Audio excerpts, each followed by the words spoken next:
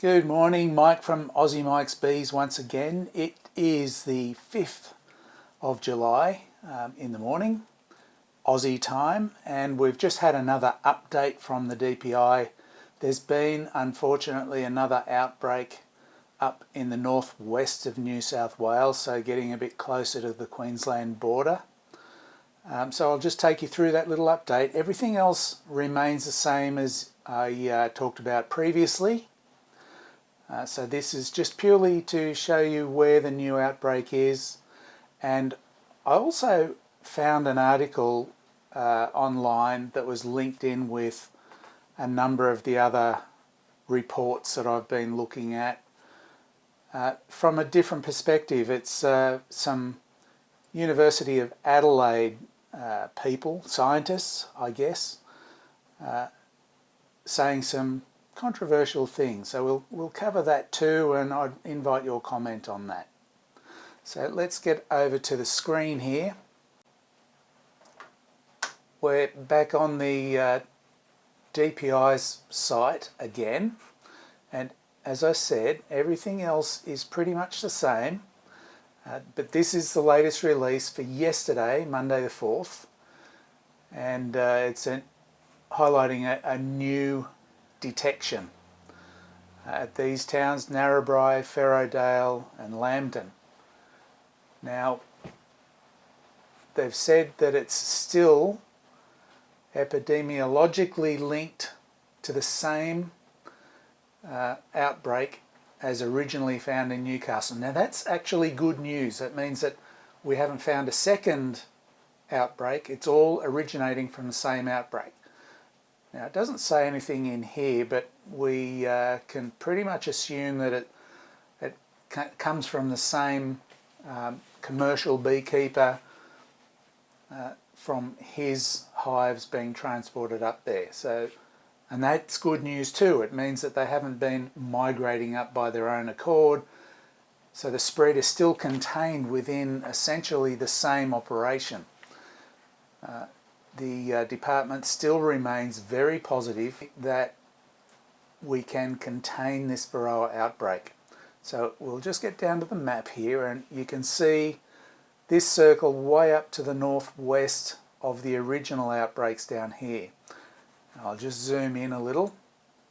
Now, the other ones, there's been maybe more spreads locally, particularly around the Newcastle area. The area closest to me, that near the Sydney one, it's still the original two outbreaks there, but this is the new outbreak up north. So we'll just focus in there. Now, obviously road transport would be how it got out there so rapidly. But again, we don't know how long it's been out there for. Everyone's being tested, and this is what's been found at around this town, Narrabri. Now this is farm country up there, a lot of beekeeping area, but otherwise wheat and other farm products. It's like our wheat belt, farm belt area. So they've created the new boundary around there. So I won't go over all of that detail. Again, you know that they're going to be eradicating in the red zone, must test and report in the purple zone. That's the 25k zone, and the 50k zone, you've got to report your location. So that's unchanged. So now we'll go off that map. There's nothing more to say there, but I'd like to pull up this other article that I happened to find when I was searching through. Now this one just popped up out of the blue. Google gave it to me. Thought, yeah, okay. So it's this website called The Conversation, Academic Rigour, Journalistic Flair. So yeah, okay. So he's come out with this statement. Hear me out. We could use Varroa mite to wipe out feral honeybees and help Australia's environment. This is dated 30th of June, so very recent. Interesting perspective. It's written by Patrick O'Connor. He's an associate professor at the University of Adelaide.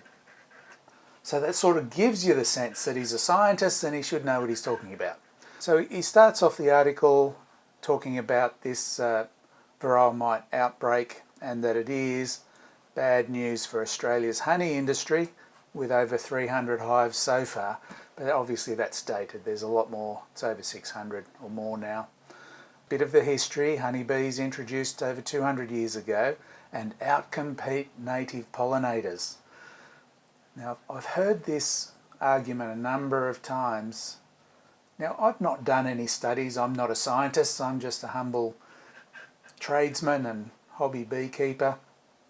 I study in my own time, not for a degree or anything, but honeybees are my obsession, so I like to learn everything I possibly can about it. Now, I figure if they've been around for 200 years, you ain't getting rid of them. They're here to stay.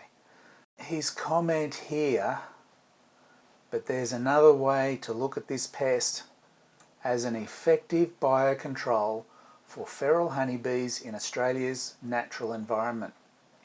My immediate thought is the Queensland problem with the cane toad introduced to help pests in the sugarcane.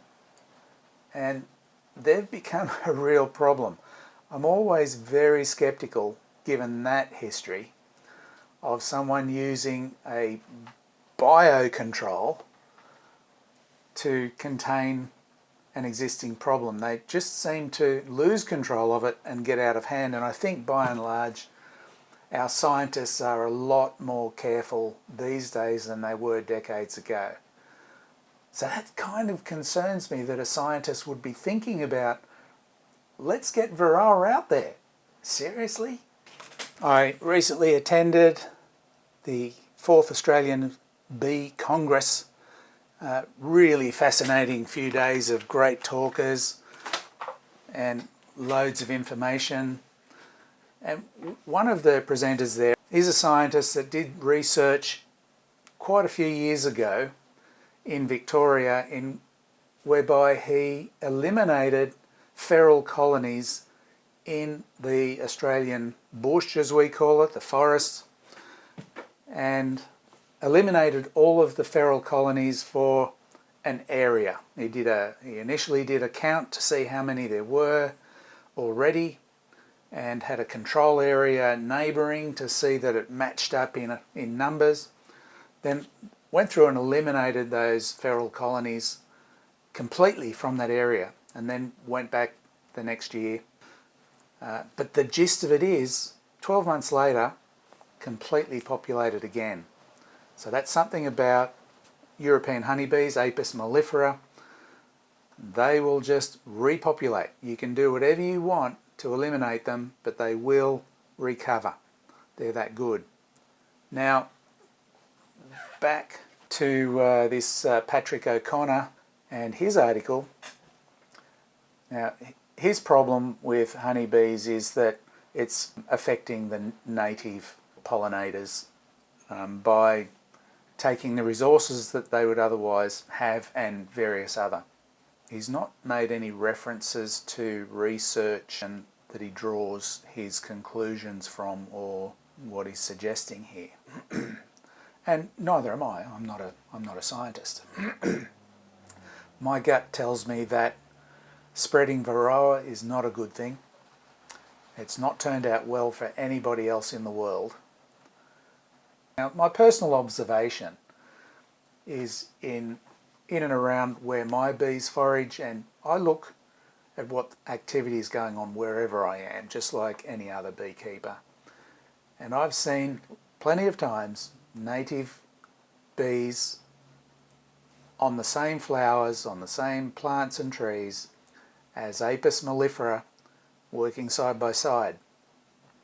Now, I had an interesting conversation with a sideliner beekeeper who also produces stingless bee colonies for sale and keeps them. He's obsessed with that too. And his note was, even though these little fellas are a fraction of the size of the honeybee, they're little fighters, and what they do is bite the wings off of the honeybee, so the honeybee is useless. So they only need to bite one wing off and then they go and bite the next one off. So they're ferocious little bulldogs of the insect world.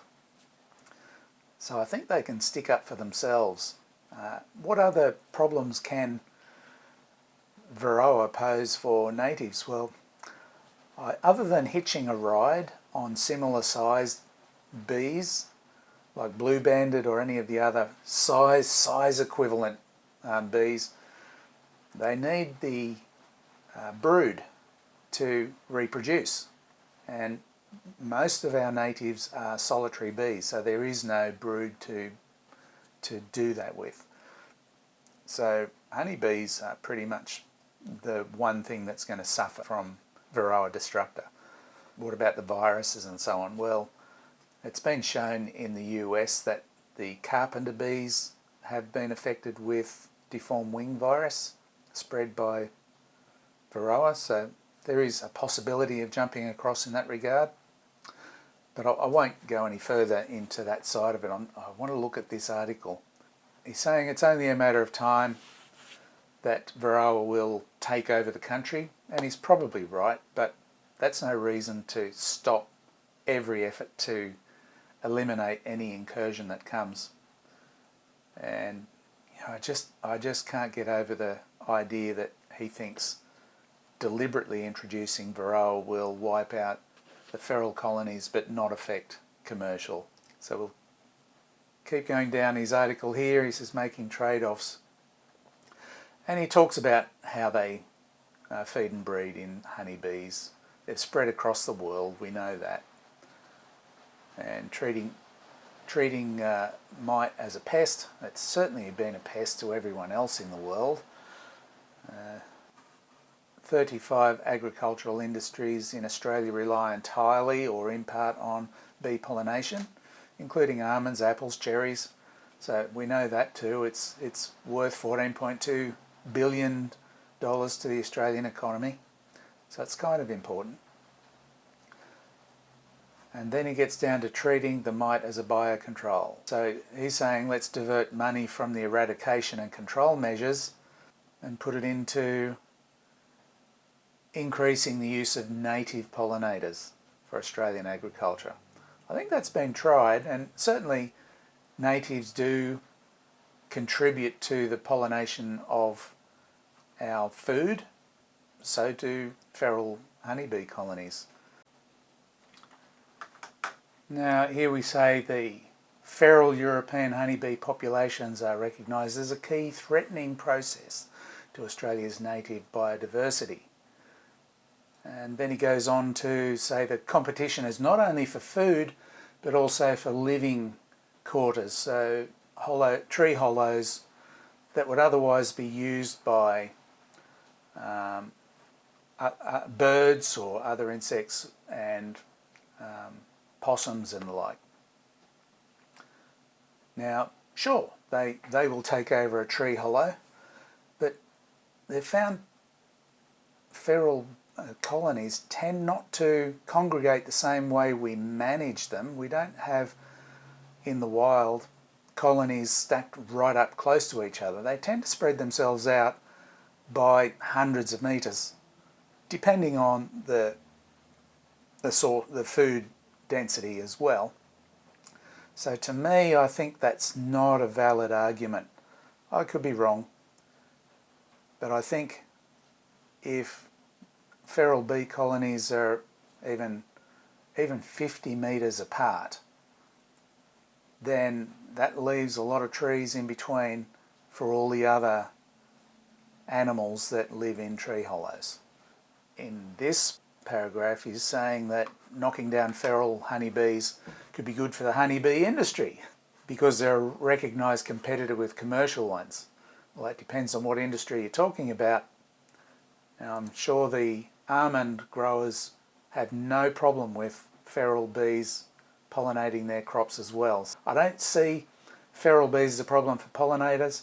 Could be a competitor to the honey producers, so he might have a bit of argument there. Making the best decision. So he still wants to trade off between spending money on stopping Varroa getting to Australia, or just let's accept that it's coming, so we'll just let them in, or under a controlled method let them in. I can't think of anyone that would agree with that other than people perhaps at the University of Adelaide. A part of his argument for using Varroa as a control mechanism is that in New Zealand the feral honeybees declined by about 90% within a few years. Sure, that's true, and that would happen here too, but what he hasn't noted is what's happened since then. And as the research that I just talked about, they recover. Once that Varroa resistant stock predominates, that 10% remaining will spread just as fast. So they'll be everywhere. So it's a one-off mechanism to cut down ferals, and then they're back again. But we then still have Varroa Destructor uncontrolled out in the wild. I thought scientists using the scientific process would argue their case better than this. Now, I'm going to call it quits here. You can see up the top the link. Follow your own reading. So have a look at the conversation. A number of links go to the ABC, that's the Australian Broadcasting Corporation websites for their articles. Now they're pretty well known to be very left-wing in all of their views. I think most of Patrick's arguments come from that bent. I'll call it quits there. So recapping the latest incursion out at Narrabri. So we're still being vigilant. We don't want to use Varroa Destructor as a biosecurity control. We do not want to introduce it deliberately into our environment. So no, Patrick, don't go along with that. But welcome your comment and everyone else's comment. This is Mike from Aussie Mike's Bees. Thank you for listening.